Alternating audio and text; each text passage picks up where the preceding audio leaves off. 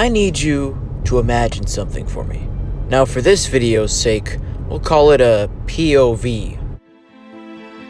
You're going to the theaters to watch Ant-Man and the Wasp: Quantumania. You're going to the theater, you get your popcorn and your soda pops, and you go with the significant other that you definitely have. And while you're sitting there, I know that you probably have the same question that I do. What is Paul Rudd's skincare routine? You're not only wondering that, but you might also be wondering, how is this possible? What kind of movie voodoo magic is going on behind the scenes that I just can't understand? And what is the history of it? Because motion picture technology has gotten so advanced nowadays that we may have forgotten what came before.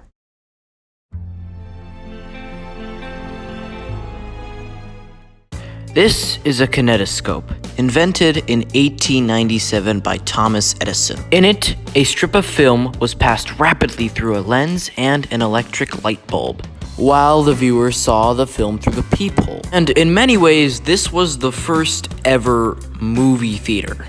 But before we got here, I want to explore two things. Let's start with the first one.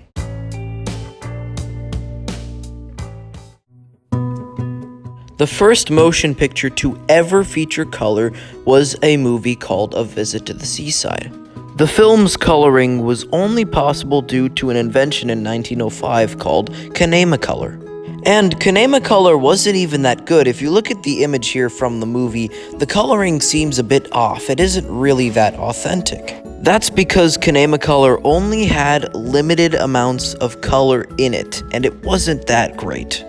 That's why it eventually got beaten out of the water by Technicolor, which was invented 10 years later. And this led to movies like The Wizard of Oz being recolored thanks to Technicolor.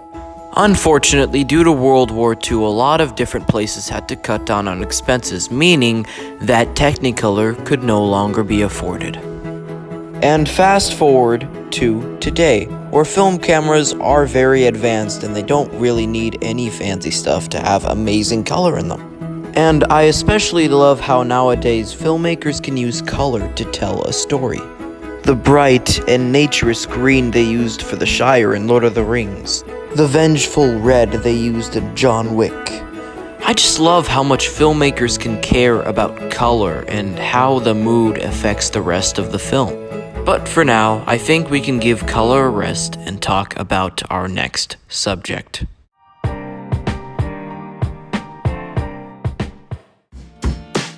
The very notorious silent film era lasted from 1894 to 1929, most of which included sound, which is thanks to Warner Brothers' Vitaphone. Now, the Vitaphone disc was the very first thing that gave film sound, even though it hadn't even evolutionized to talking.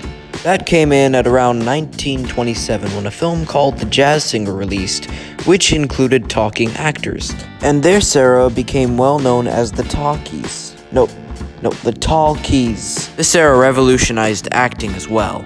It also gave filmmakers a lot more creativity for when it comes to music in their movies. Sound technology is so much more advanced nowadays to where it can even increase your experience and you can feel vibrations in your seat as you watch a movie.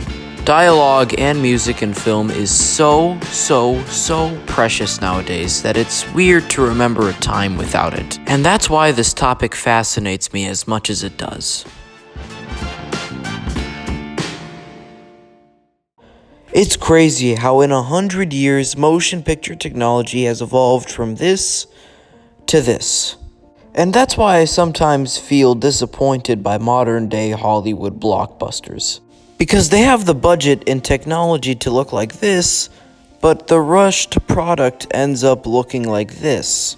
And that's why I absolutely love movies that can show us how far technology has got and how much more is yet to come.